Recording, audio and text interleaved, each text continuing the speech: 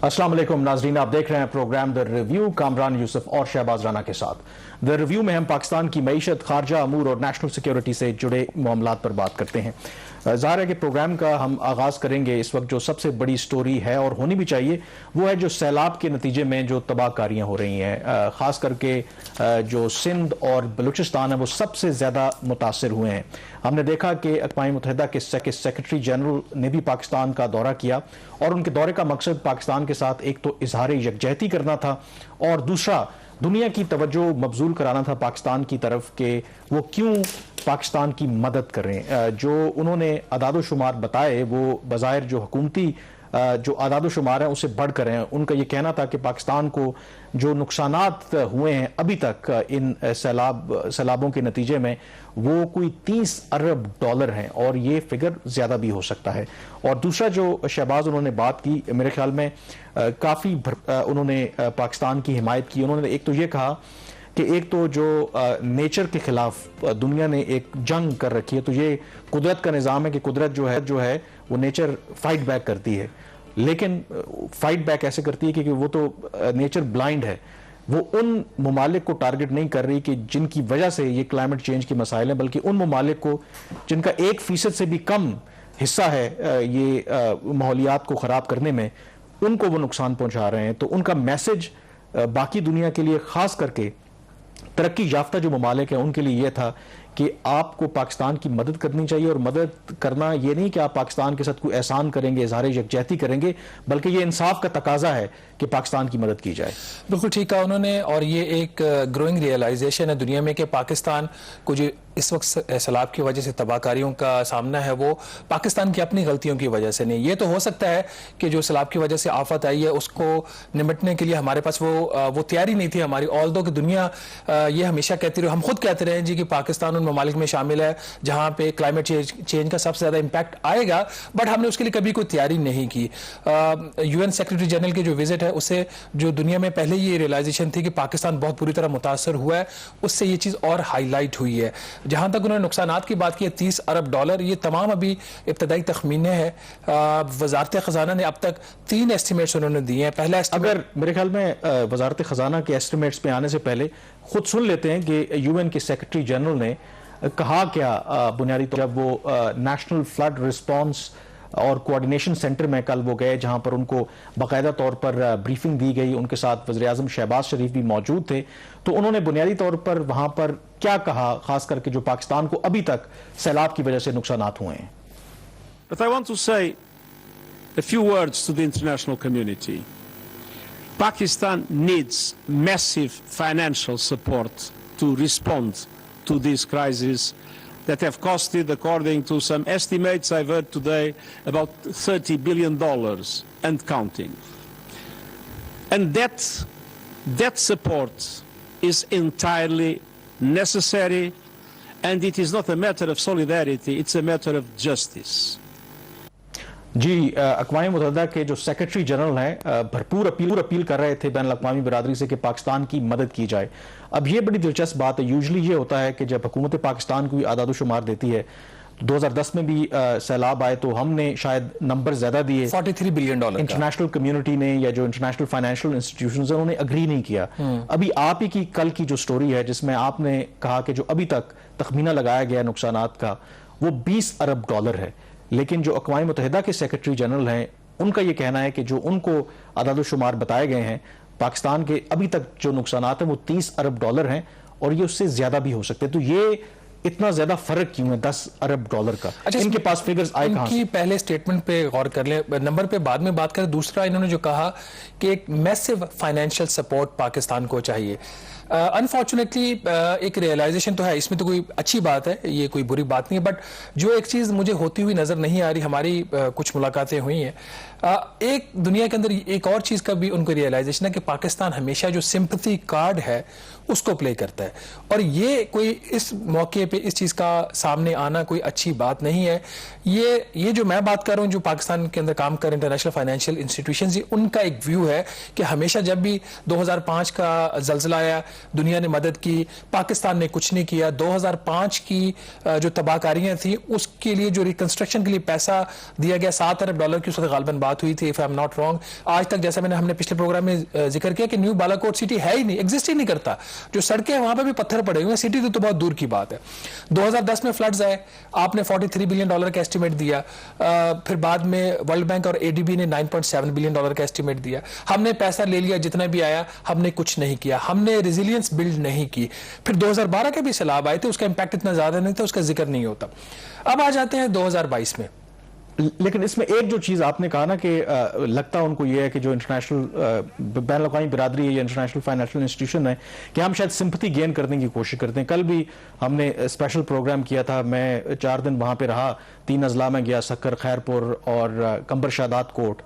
जो तबाही हुई है, मतलब हम उस पर बात कर सकते हैं कि क्या हम बेटर प्रेपरेशन हो सकती थी, उस पर बिल्कुल डिबेट हो सकती है। वहां पे लोगों का बिल्कुल ख्याल था कि इसको मिनिमाइज किया जा सकता था। मसलन जब आपको एक अर्ली वार्निंग थी तो कम से कम वहां पर जो नाले हैं, जो सीवरेज लाइंस हैं, उनकी सफाई की जा सकती थी, वो नहीं की गई। वहां पर बिल्कुल इसमें जो मकामी लोग थे उन्होंने इस बात का एतराफ़ किया कि अगर वहां पर यह काम कर लिया जाता तो हो सकता है 50%, 40%, 30% जो है वो नुकसान आपका कम होता। लेकिन जहां तक बात है कि सिंपथी की, मेरे ख्याल में मैसिवली वहां पे नुकसान हुआ है। मतलब खैरपुर जो है सिंध का सबसे बड़ा जिला है और उसमें जो आपको पता है कि 80% जो पाकिस्तान की खजूर है वो वहां पे पैदा होती है। तो इस दफा जो वहां पे विजिट भी किया, जितने जो खजूर के दरख्त थे वो पानी के अंदर थे। ये वहां पर फसल तैयार होने का वक्त था। 80% वो कह रहे हैं जी कि वहां पे इस दफा फसल जो है पैदावार कम होगी, नुकसान हुआ है। कंबर शादात कोट में चले जाए, वहां पे चावल की पैदावार होती है। जिस जगह हम गए, हमें तो एक जगह वहां पे ड्राई जगह नजर नहीं आई, टोटल अंडर पानी के अंडर थी। तो अगर सरसरी, मतलब मैं तो कोई एस्टिमेट लगाने का उतना माहिर नहीं हूं, सरसरी भी आप जायजा लें तो वहां पे तो सब कुछ तबाह हो गया है। तो ये इंटरनेशनल फाइनेंशियल इंस्टीट्यूशन का कहना कि शायद हम सिंपथी गेन करने के लिए कर रहे हैं, थोड़ा सा मुझे लगता है कि अनफेयर होगा। देखिए, इशू थोड़ा सा डिफरेंट है। यहाँ पे हमने किया क्या, आपने जितना भी जिन बातों का भी जिक्र किया, इसमें तो कोई भी बात गलत नहीं है। लेकिन हम ही वो कौम है, हमारी ही हुकूमतें हैं जिन्होंने दरियाओं के अंदर, रिवर बेल्ट के अंदर उन्होंने कंस्ट्रक्शन की इजाजत दी। खैबर पख्तूनख्वा में जो तबाही हुई, नेचर ने अपना रिवेंज लिया। अच्छा, दूसरी चीज इसके बाद ये कि जब इस तरह की कुछ चीज होती है तो हम चाहते हैं कि ठीक है, हमने जो कमिटमेंट्स इंटरनेशनल की हैं उससे अपने आप से कोई रिलीफ ले लें। मैं बात कर रहा हूँ इंटरनेशनल मॉनेटरी फंड के कॉन्टेक्स्ट में।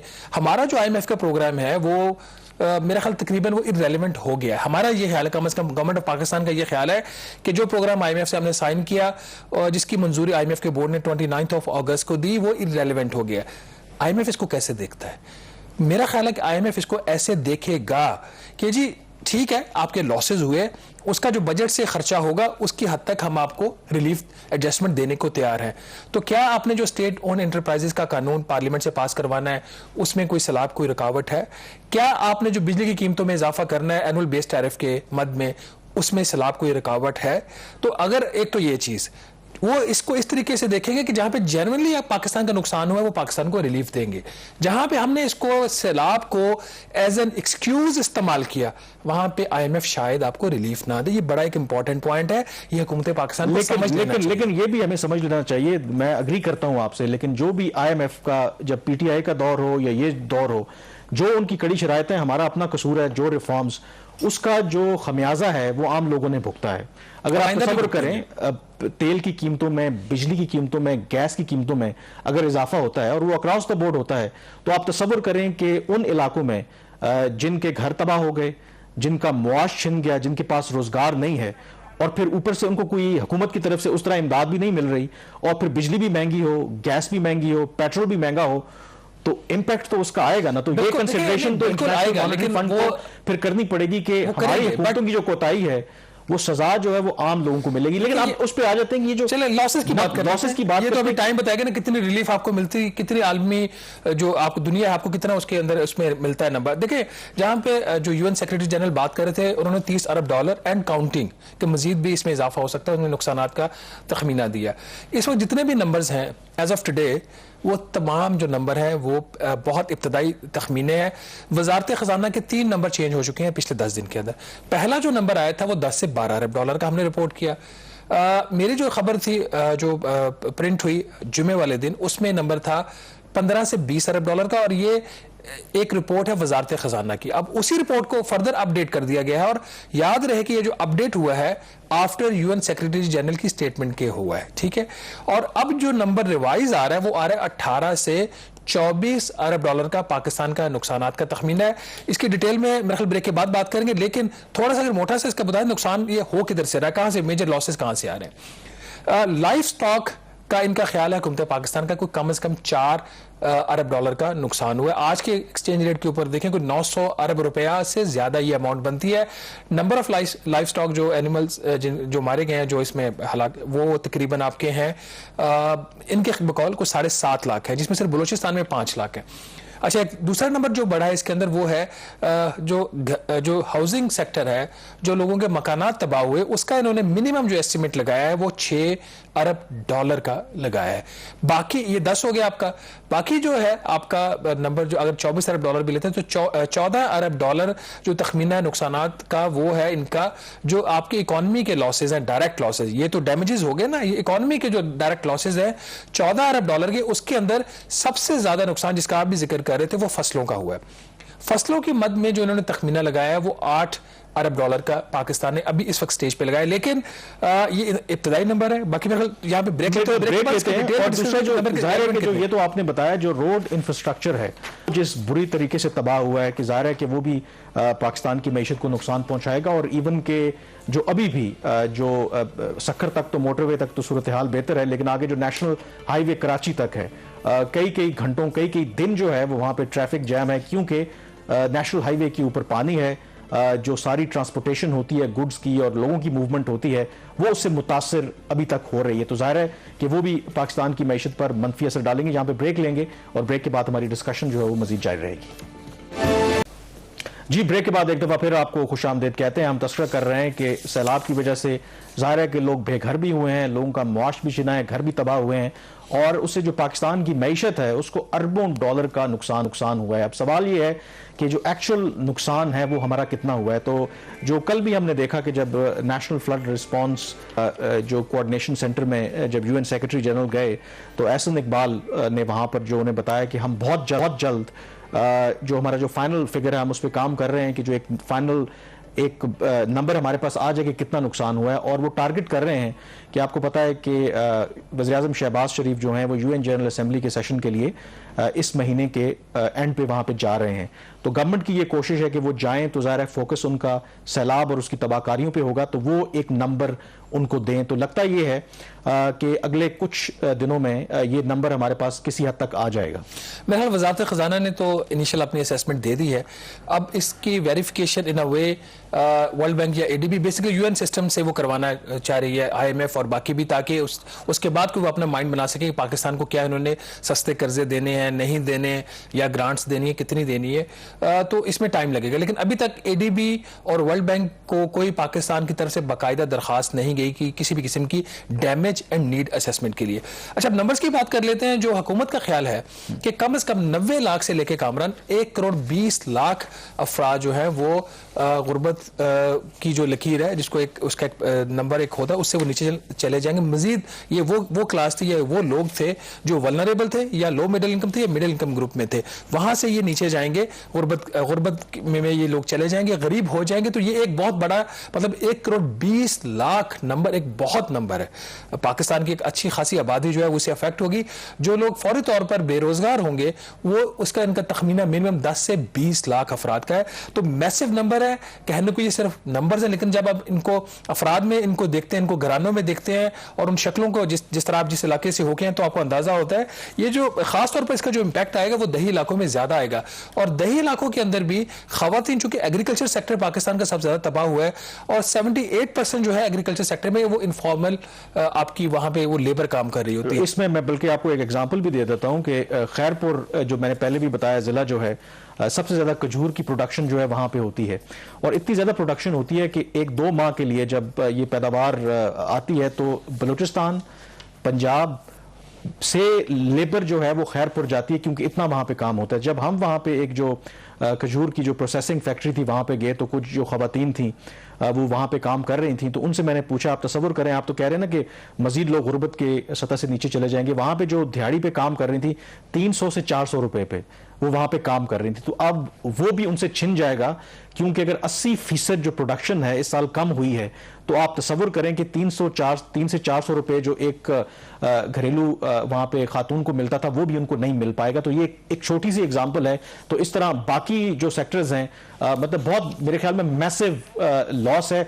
और एक बात मुझे कहना पड़ता है कि शायद अभी भी मुझे लगता है कि हमारी हुकूमत को, वो सूबाई हुकूमत हो या जो फेडरल गवर्नमेंट हो, उस तरह से एहसास नहीं है। मुझे जाके वहां पे एहसास हुआ कि शायद यहां पर बैठकर बातें बहुत बड़ी की जा रही हैं, लेकिन ऑन ग्राउंड जो है शायद 5 से 10% भी काम नहीं हो रहा। ऑन ग्राउंड भी इतना काम नहीं हो रहा। और दूसरा, मीडिया के अंदर भी, अपने ऊपर भी हम बात कर लेते हैं ना, मीडिया में भी वो रियलाइजेशन, या मेन स्ट्रीम न्यूज़पेपर्स की, इंग्लिश के जो न्यूज़पेपर है जिसको दुनिया पढ़ती है, उनकी हेडलाइंस उठा के देख लें आप। नहीं, बिल्कुल चैनल पूरे प्रोग्राम जो हैं वो हो रहे हैं, जो इमरान खान साहब की जो कंटेम्प्ट ऑफ कोर्ट की प्रोसीडिंग्स हैं, और जब आप वहां पे जाएं तो आपको अंदाजा होगा कि ये कोई मैटर नहीं करता, ये खबर है ही नहीं। इवन कंबर शादात कोर्ट में आप तसव्वुर करें, बिल्कुल रोड वहां पे एक्सेस है, लाड़काना से बिल्कुल कोई आधे घंटे की मुसाफत पे है, जो होम टाउन है माशाल्लाह भुट्टो फैमिली का। तो वहां पे मैं जब गया तो वहां के लोगों ने मुझे कहा कि आप पहले मीडिया के बंदे हैं जो यहाँ पे हैं। तो आप तसव्वुर करें, कुछ हमारे दोस्त गए भी हैं, एंकर पर्सन गए हैं, लेकिन हर जगह पे वो नहीं जा सकते। मेन जो एक फोकस लीडर्स हैं, जो हमारे सियासी लीडर्स हैं, ये भी मुझे कहना चाहिए, जब मैं वहां पे मौजूद था, एक कंबर शादात कोर्ट में वज़ीर आज़म साहब वहां पे आए, और पता नहीं वो कहां पे आए, जो गवर्नमेंट मैनेज प्रोग्राम होता है वहां पर जो भी चेक्स और इमदाद तकसीम करके चले गए। इमरान खान साहब सखर आए, जिस होटल में ठहरा था उसके बिल्कुल ऑपोजिट उनके एक पीटीआई के लोकल रहनुमा थे, वहां पर उन्होंने एक एहतमाम किया था। वहां पे सैलाब का कोई दूर दूर तक नामो निशान नहीं था। कुछ लोगों को बुला के मुतासरीन को उन्होंने वहां पे खाना खिलाया, फोटो अप किया और वहां से निकल गए। और वो भी इसलिए चले गए कि उनके जलसों पे, और मुझे एहसास हुआ कि मैं ये कहता हूं कि इमरान खान पॉपुलर हैं, इमरान खान के पीछे मीडिया आता है, तो मैं ये सोच रहा था अगर वो इमदाद ना भी करते तो कम से कम ये अगर करते कि वो कुछ ऐसी जगहों पे चले जाते जहां पे हम गए थे, जहां पे बाकी लोग मुतासर हुए, तो उसी बहाने मीडिया वहां पे पहुंच जाता तो उन लोगों के इश्यूज हाईलाइट हो जाते, वो भी मसला हल हो जाता। वहां से इतनी वो खबरें की हैं, वो मतलब अफसोसनाक है किस तरह बच्ची की हलाकत भी हुई, बल्कि वो प्रोग्राम हमने किया था, खाने को उनको कुछ नहीं मिला। अच्छा, इसमें थोड़ा सा इसको प्रोग्राम को आगे लेके चलते हैं। जो लाइफ स्टॉक के नाज़िन लॉसेज हुए उसमें अब ये ख्याल है कि 2 से 2.5% तक जो है वो उनका जो जीडीपी लॉस हुआ है सिर्फ लाइफ स्टॉक के अंदर। तो ये एक मेजर लॉस है, और इसका जो दही इलाकों में एक बहुत बड़ा source of income life stock होता है, उनका दूध बेच के वो गुजारा करते हैं लोग। तो आइंदा आने वाले कई महीनों में, सालों में शायद लोगों को ये इसका होगा। अब क्या हुकूमत इतने जितने तखमीने बता रही है, 18 से 24 अरब डॉलर, या यूएन का नंबर ले लें 30 अरब डॉलर का, तो क्या इन घरानों तक पैसा पहुंचेगा? ये एक बहुत बड़ा सवाल है। अभी तक मेरे ख्याल बात नहीं हुई, लेकिन क्रॉप्स के काम में थोड़े से नंबर रन कर ले। क्रॉप्स के अंदर मेजर 15 से 20% बात हो रही है कि नेगेटिव ग्रोथ होगी क्रॉप्स की, कि जिस आपकी कॉटन है, राइस है, शुगर केन है, ये तो आपकी तबाह होगी। गंदम की जो बवाई है वो लेट हो जाएगी। कल परसों प्राइम मिनिस्टर भी जिक्र कर रहे थे कि जो वहां पे पानी जब उतरेगा तो फिर फसल लगाने के लिए वो चीजें, वो जगह तैयार होगी। वो भी सिर्फ हाउसेज का अगर आप नंबर देख लें, हमने बताया था कि 17 लाख उस वक्त जो इनिशियल नंबर आया था, 17 में जो 15 लाख घराने हैं या वो मकानात हैं वो सिर्फ अफेक्ट हुए सिंध के अंदर। मैसिव तकरीबन 90,000 हैं आपके खैबर पख्तूनख्वा में, कोई 70,000 के करीब है आपके इसके अंदर बलूचिस्तान में 63,000, और पंजाब में 59,000 मकानात तबाह हुए हैं। जीडीपी के अंदर अगर आप देखें तजारती जो आपके नंबर्स हैं, करंट अकाउंट डेफिसिट का कहा जा रहा है कि 4 से 5 अरब डॉलर इजाफी होगा। मतलब ये कि अगर आप 10 से 12 अरब डॉलर का करंट अकाउंट खसारा इस साल एस्टिमेट कर रहे थे, तो ये तकरीबन 17 अरब डॉलर की बात हो रही है, जो कि वही नंबर है जो पिछले साल का था। बुरा नंबर है। हम पहले ही 40 अरब डॉलर कर्जे लेने की बात करें तो 40 का मतलब ये 45 हो जाएगा। आपका जो ट्रेड डेफिसिट है उसमें भी जो इंपैक्ट आपकी एक्सपोर्ट्स के ऊपर, इंपोर्ट्स के ऊपर आ रहा है, उसका भी इंपैक्ट जो टोटल मिला के ट्रेड डेफिसिट के ऊपर नेगेटिव आ रहा है वो 3 से 4 अरब डॉलर है। आप रोड्स की बात की, रेलवेज का पूरा निजाम इस वक्त बैठा हुआ है ऑलमोस्ट। अब उन्होंने चलाना शुरू कर, मैं बात करूं बलोचिस्तान और सिंध की हद तक, बाकी पंजाब में तो और खैबर पख्तूनख्वा में उस तरह इफेक्ट नहीं हुआ। तो ये कुछ जो लाइफ स्टॉक्स की आपने बात की ना, वहां पे तो अब ये हालत थी कि आपको पता है कि एक तो लोगों के पास खुद खाने के लिए रोटी नहीं है, तो ज़ाहिर है कि जानवरों को भी तो चारा देना पड़ता है। तो वहां पे हमने ये भी नोट किया कि लोग औने पौने दामों अपने जो मवेशी हैं वो बेच रहे थे। मतलब लाखों में कहाँ भैंस बिकती है, वो 30,000, 40,000, 50,000 में वो बेचने पर मजबूर थे। वो ये कह रहे थे कि हम इनको अगर कुछ चारा नहीं दे सकते तो ये तो वैसे ही हमारे मतलब जानवर मर जाएंगे, तो वो औने पौने दामों इवन के वो भी उसको बेच रहे हैं। दूसरा, आपने करंट अकाउंट खसारे की बात की, तो ज़ाहिर है एक्सपोर्ट्स जो है वो बड़ा की एलिमेंट है। अगेन मैं खैरपुर खजूरों की बात कर रहा हूँ, तो वहाँ पर जो बशीर अराई साहब थे, खजूर मंडी के प्रेसिडेंट थे, तो उन्होंने जो नंबर बताया कि सालाना 65 अरब रुपए की जो खजूर है यहाँ पे प्रोड्यूस होती है, उसमें से तकरीबन 30 से 35 अरब रुपए जो हैं वो हम एक्सपोर्ट करते हैं। मोस्टली इंडिया को जाती है वाया दुबई, और दुबई तो भी इस दफा नहीं होगी, इस दफा नहीं होगी, तो वो भी आप उसको ऐड ऑन कर लें तो इम्पैक्ट मेरे ख्याल में कितना बड़ा है। तो मैसिव लॉसेज हैं, लेकिन अनफॉर्चुनेटली हमारा जो नेशनल डिस्कोर्स है उसमें इसका कहीं भी जिक्र नहीं। इमरान खान की कंटेम्प्ट जो है इतना बड़ा इशू है, मीडिया का कसूर है, मतलब है ना, एडिटोरियल हमारी जजमेंट बिल्कुल नहीं है। शायद हमें एहसास नहीं है कि अगर ये बलूचिस्तान और सिंध के दही इलाकों में ये मामला ना होता, खुदा ना खास्ता इस्लामाबाद, रावलपिंडी या जहां पे मीडिया की रसाई है करीब होता, तो शायद हमें उनका दर्द ज्यादा महसूस होता। और ये मेरे ख्याल में बहुत अच्छा। आखिर में बता दें कि ओवरऑल चूंकि सारी चीजें वो आपकी बॉयल डाउन होती हैं, आपका GDP growth number, unemployment number, आपका पॉवर्टी नंबर, जीडीपी का जो इस वक्त जो इकोनॉमिक ग्रोथ रेट का जो अब तखमीना रिवाइज आया है, अब इन्होंने कहा है कि शायद 1.8% से लेकर 2.3% ग्रोथ रेट होगा। हुकूमत का हदफ 5% था। स्टेट बैंक और IMF पहले ही 3.5 से 4% की बात कर रहे थे। तकरीबन 3 से 3.5% आपका जीडीपी डायरेक्ट जो आपकी ग्रोथ के लॉसेज हैं, जो आपकी वैल्यू एडिशन के अंदर होती है। फ्लड्स के जो इम्पैक्ट हैं, आई थिंक के गॉड फॉरबिड कि हमें कई सालों तक ये लोगों और वैसे भी इस मौके पे है कि जब आपकी मैशत वैसी मुश्किल दो चार थी, और जाहिर है कि पाकिस्तान जो मदद की अपील कर रहा है, तो पाकिस्तान तवक्को इवन कर रहा है कि अमेरिका भी जो तामीर नौ और बहाली का काम है उसमें पाकिस्तान की फाइनेंशियल सपोर्ट करेगा। हमने देखा कि कल जो अमरीकी वज़ीर ख़ारजा के एक सीनियर एडवाइज़र हैं पाकिस्तान के दौरे पर थे, और जब उनकी मुलाकात हुई वज़ीर आज़म शहबाज शरीफ से, तो वज़ीर आज़म शहबाज शरीफ ने इस उम्मीद का इजहार किया कि अमरीका हमारी फाइनेंशियल मदद करेगा, हमारे लिए क्रूशल है रिकंस्ट्रक्शन और रिहेबिलिटेशन के लिए। $30 मिलियन अभी तक उन्होंने रेस्क्यू और रिलीफ के लिए अनाउंस किए हैं, लेकिन ज़ाहिर है कि पाकिस्तान को इससे कहीं ज़्यादा मदद की ज़रूरत है। एक जो उसमें, और ज़ाहिर है कि डायरेक्ट फ्लड से तो रिलेटेड नहीं है, लेकिन पाकिस्तान और अमेरिका के जो ताल्लुकात में कुछ लगता है कि बेहतरी आ रही है कि अमेरिकी हुकूमत ने अब जो $450 मिलियन की पाकिस्तान को एक जो खरीदारी है उसकी अप्रूवल दी है कि जो F-16 जो लड़ाका तैयारे हैं उनकी मेंटेनेंस के लिए ये रकम उन्होंने अप्रूव की है। बज़ाहिर तो ये बहुत बड़ा स्टेप नहीं है, लेकिन जो हालिया महीनों में पाकिस्तान और अमेरिका के ताल्लुकात में सरगर्मी रही, उसके नतीजे में ये देखा जा रहा है कि शायद अमेरिका की तरफ से एक ओपनिंग हो रही है, पाकिस्तान के साथ ताल्लुकात को वो रीसेट करना चाहते हैं। तो शायद अगर इस तनाजुर में देखा जाए तो लेट्स सी के क्या अमेरिका खास करके सैलाब से मुतासरा इलाकों के लिए पाकिस्तान की कोई बड़ी मदद करेगा, ये टाइम ही हमें बताएगा। यहाँ पे ब्रेक लेंगे और ब्रेक के बाद हमारी जो डिस्कशन है फ्लड के हवाले से वो जारी रहेगी। जी, ब्रेक के बाद एक दफ़ा फिर आपको खुशामदीद कहते हैं। जैसे ब्रेक से पहले भी हम जिक्र कर रहे थे कि जितना नुकसान हुआ है सैलाब की वजह से, ना सिर्फ नुकसान बल्कि जो आम लोग जो पहले ही एक बहुत मुश्किल ज़िंदगी गुजार रहे थे सिंध और बलूचिस्तान के अंदर, उस तरीके से मीडिया भी उनके इश्यूज़ को हाईलाइट नहीं कर रहा, रियलाइजेशन नहीं है। हमारे यहाँ अफगानिस्तान के खिलाफ एक मैच जीतते हैं, चले अच्छी बात है, एशिया कप में, तो सदर की तरफ से, वज़ीर आज़म की तरफ से पैगामात आना शुरू हो जाते हैं मुबारकबाद के कि ये जी मुश्किल घड़ी में हमारे लिए बड़ी खुशी की खबर है।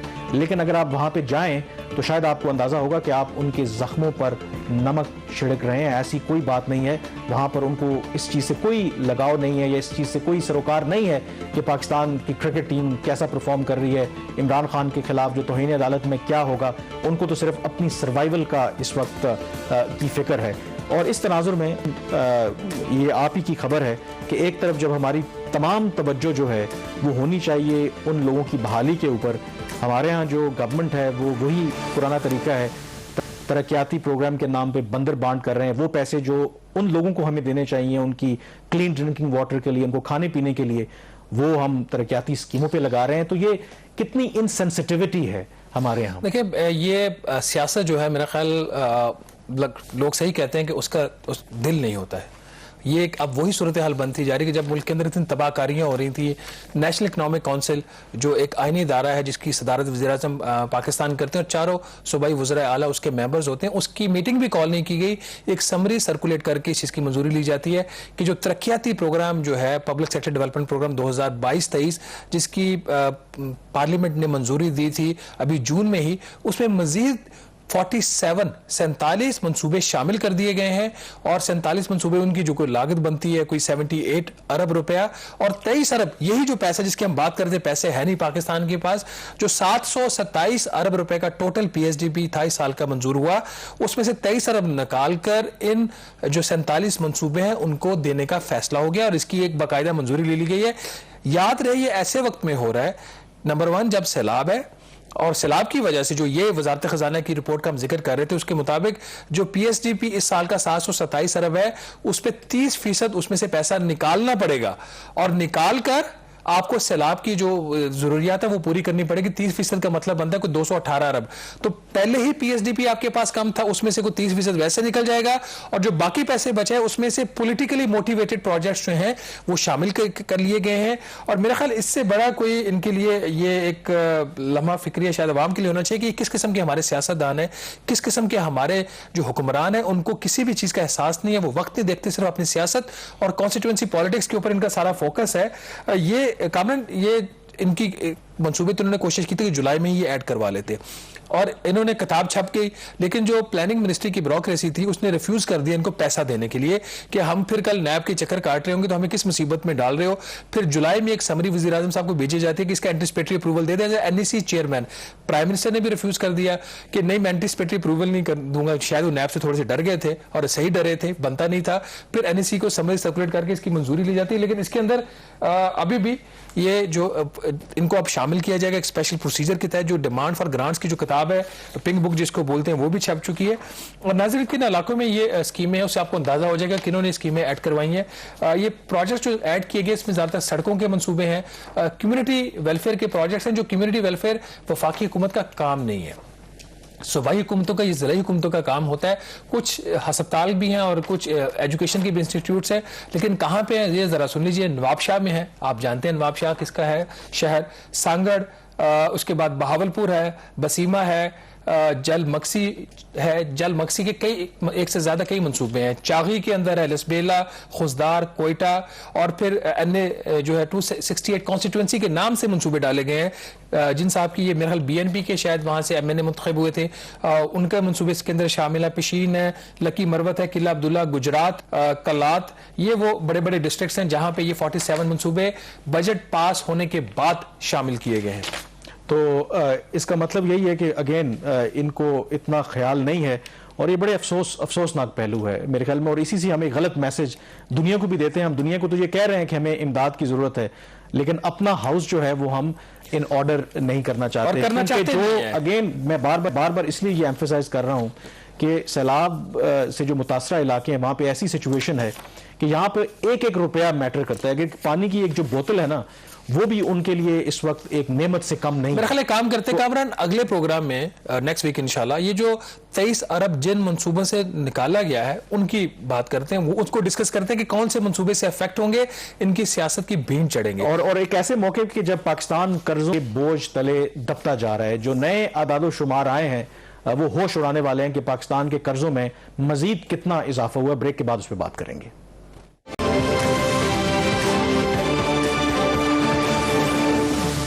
जी, ब्रेक के बाद एक दफ़ा फिर आपको खुश आमदेद कहते हैं। पाकिस्तान की मईशत पहले ही मुश्किल से दो चार थी और जो सैलाब के नतीजे में अब जो नुकसानात हो रहे हैं वो मज़ीद हमारे लिए मुश्किलात में इजाफा करेंगे।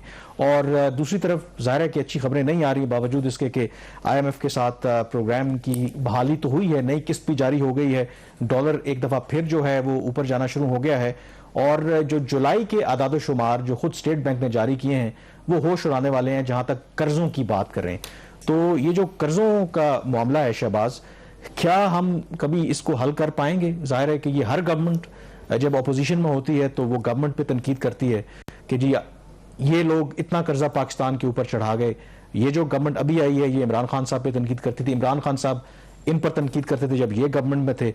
अब ये जो हाल है, एक जो महीने के जो फिगर्स हैं आप खुद ही बताएंगे, जितना कर्जों में इजाफा हुआ है, ये तो अनसस्टेनेबल नहीं होता जा रहा ये कर्जों को इस तरह से जिस तरह से चढ़ा रहे हैं हम। देखें, कर्जा किसी चीज का नतीजा होता है। कर्जा या तो आपके अखराजात आपकी जरूरत से ज्यादा हो रहे हैं, ये आपके बजट से ज्यादा हो रहे हैं, उसका नतीजा होता है। आपके महसूलात जो है उसमें उस तरीके से इजाफा नहीं हो रहा जितनी आपको जरूरियात होती हैं, उस वजह से आपके कर्जों में इजाफा होता है। तीसरा फैक्टर जो पाकिस्तान के केस में बहुत ही बड़ा है वो आपका है कि आपके रुपए की कदर में जिस तेजी से कमी हो रही है। अब जो एक्सटर्नल डेट पाकिस्तान का है वो जो भी नंबर हो, 130 अरब डॉलर है एक्सटर्नल पब्लिक, और जो टोटल एक्सटर्नल डेट है जिसमें 102-103 अरब डॉलर हुकूमत के जिम्मे है। तो जब 102 अरब डॉलर आप वापस करेंगे हुकूमती जो कर्जा है, अगर तो उसका रेट उस दिन डॉलर का 215 है तो 215 के ऊपर आप उसको असेस करेंगे।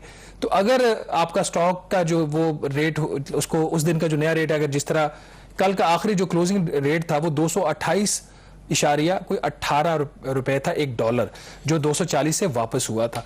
तो आप पूरा जो स्टॉक होता है एक्सटर्नल डेट का, आप उसके ऊपर इवेल्युएट कर देते हैं। यहां पे भी एग्जैक्टली यही कुछ हुआ है जुलाई के अंदर। जुलाई के अंदर जो हुकूमती कर्जे हैं उसमें कामन सिर्फ एक महीने के अंदर 2700 अरब रुपए का इजाफा हुआ है पर डे। जो इस हुकूमत ने जुलाई में कर्जों में इजाफा किया है वो 88 अरब रुपया है। तो इसमें कंट्रीब्यूशन जो है वो ज्यादा ये एक्सचेंज रेट की वजह से है। तमाम ऑलमोस्ट 2700 अरब रुपए में से 2600 अरब रुपया जो है वो सिर्फ आपके जो एक्सटर्नल पब्लिक डेट का स्टॉक है उसकी रीवैल्यूएशन रीअसेसमेंट की वजह से हुआ है। जून में जो क्लोजिंग रेट था वो 204 रुपए का था, तकरीबन $1। जुलाई का जो रेट था वो 239 प्लस पे चला गया, तकरीबन 240 पे। तो आपका जो डेट स्टॉक था उस वक्त एक्सटर्नल का कोई 17,000 अरब रुपए के करीब, उसमें से 2600 अरब रुपए उनको और ऐड करना पड़े सिर्फ रीवैल्यूएशन की वजह से। अगर आप डोमेस्टिक डेट देखें, जो डोमेस्टिक डेट है उसमें जो टोटल इजाफा को 90 या 92 अरब रुपया हुआ सिर्फ जुलाई में। तो डोमेस्टिक डेट में तो उस तरह इंक्रीज नहीं आ रही, लेकिन डोमेस्टिक डेट के अंदर एक ऐसी चीज हुई है जो थोड़ी सी मेरे ख्याल परेशान कुन है। वो ये कि जो टोटल डोमेस्टिक डेट में तो सिर्फ 92 अरब रुपए का इजाफा हुआ, वहां पे जो शॉर्ट टर्म कर्जा है उसमें कोई 600 अरब रुपए का या 500 अरब रुपए का शॉर्ट टर्म डेट में इजाफा हुआ और लॉन्ग टर्म में कमी हुई। इसका मतलब ये हुआ कि आपको जो बैंक्स हैं वो आपको इस वक्त कर्जा देने के लिए तैयार नहीं है। तो आपको शॉर्ट टर्म में कर्जा वो दे रहे हैं, लॉन्ग टर्म में नहीं दे रहे, एंड दे आर एंटिसिपेटिंग कि स्टेट बैंक ऑफ पाकिस्तान अब शरह सूद में इजाफा करेगा। तो जब शरह सूद में इजाफा होगा तो कॉस्ट ऑफ डेट सर्विसिंग आपकी फिर जो है वो बढ़ना शुरू हो जाएगी। दैट्स अ सीरियस इशू, और मेरा ख्याल है कि हुकूमत को इसके ऊपर थोड़ी सी तवज्जो देने की जरूरत है। इसमें एक जो चीज है, अब मुझे समझ आती है कि जुलाई में एक अनसर्टेनिटी थी मार्केट में कि क्या प्रोग्राम बहाल होगा नहीं होगा, तो जाहिर है कि ऐसी सिचुएशन में फिर मार्केट प्लेयर भी फायदा उठाते हैं। अब जब आपको पता है कि हमें किस्त जारी हो गई है और किस्त जारी होने के बाद ये तवक्को है कि बाकी जो इंटरनेशनल फाइनेंशियल इंस्टीट्यूशंस हैं, हमारे दोस्त ममालिक हैं, वो भी हमें डॉलर्स देंगे, तो ये अब इतनी ज्यादा फ्लक्चुएशन क्यों है? डॉलर का जो रेट है किसी एक जगह पे जाके ये स्टेबल क्यों नहीं हो पा रहा? अब किसकी वजह से इतनी ज्यादा अनसर्टनिटी है? देखें, जब 240 पे डॉलर गया था तो वो नेचुरल फैक्टर्स की वजह से वापस 214 पे नहीं आया था। चीफ ऑफ आर्मी स्टाफ ने इंटरवेंशन की थी। उसके बाद जब चीफ ऑफ आर्मी स्टाफ ने इंटरवेंशन की तो फिर हमारी जो रेगुलेटरी एजेंसीज होती हैं, FIA है, स्टेट बैंक ऑफ पाकिस्तान है, वो हरकत में आ गए और आपका जो है वो डॉलर की कदर गिरना शुरू हो गई, रुपया बढ़ना शुरू हो गया। और फिर वजीर खजाना ने बड़े फख्र से ऐलान कर दिया कि दुनिया की बेहतरीन करेंसी जो है वो इस वक्त पाकिस्तान का रुपया है। बावजूद इसके उनको पता था कि ये सस्टेनेबल नहीं है। जब सब लोग ये कह रहे थे कि जी कि डॉलर 200 रुपए से नीचे आ जाएगा, 180 190 पे आ जाएगा जैसे IMF की ट्रांच होगी, तो मैं कहता कि नहीं, इसके बारे में आप प्रेडिक्ट नहीं कर सकते, क्योंकि पाकिस्तान की इकोनॉमी के जो फंडामेंटल फ्लॉज हैं आज भी वहीं पे है। आज भी पाकिस्तान को 40 अरब डॉलर मिनिमम चाहिए। सैलाब से पहले के एस्टिमेट है, सैलाब के बाद के हम बात नहीं कर रहे। आज भी आपका जो करंट अकाउंट का खसारा है अब वो 17 बिलियन डॉलर के एस्टिमेट्स आ रहे हैं। आज भी आपने 21 अरब डॉलर वापस करना है, तो मार्केट्स को पता है। इसके ऊपर अंदर दो ऐसे फैसले हुए हैं जिससे चीजें ट्रिगर हुई हैं। अच्छा, सरप्राइजिंगली जब 214 पे रुपया चला गया, उसके रुपया डॉलर की वैल्यू, तो स्टेट बैंक ऑफ पाकिस्तान ने एक्सचेंज कंपनीज को पाकिस्तान से डॉलर इन कैश एक्सपोर्ट करने की इजाजत दे दी। वो मुल्क जो रो रहा है कि उसे एक्सचेंज रेट काबू नहीं आ रहा, वो डॉलर एक्सपोर्ट करने की इजाजत दे रहा है, वो भी कैश में। मतलब अनबिलीवेबल है ये और एक ये shocking चीज ना है। कि हमारे अभी कितने रिजर्व्स हैं, कोई 8-9 अच्छा बिलियन, नहीं 9 भी कहां जी, IMF के आने के बाद भी 8.7 बिलियन 7 बिलियन है। अगर हमने इजाजत दे दी डॉलर एक्सपोर्ट कर दो। अगर तो 80 बिलियन डॉलर्स होते तो फिर भी मुझे समझ आती कि चले आप कैश अच्छा में वो डॉलर कहते हैं जी एक्सपोर्ट कि कर दें। डेप्टी गवर्नर स्टेट बैंक के आए थे senate standing committee on finance में, उन्होंने कहा जी एक्सचेंज कंपनीज हमारे पास पहुंच गई कि सरप्लस में हमारे पास डॉलर आ गए हैं, या आप खरीद लें या आप एक्सपोर्ट की इजाजत दे दें। ऑल दो ने कहा जी कि सिर्फ 7 मिलियन डॉलर एक्सपोर्ट हुआ है पहले 15 दिन में, और अब हमने उसको फिर कंडीशन कर दिया कि इजाजत है लेकिन हमसे पूछ ले लेंगे बेचने से पहले। बट ये फैसला है कि इजाजत देना ही गलत था।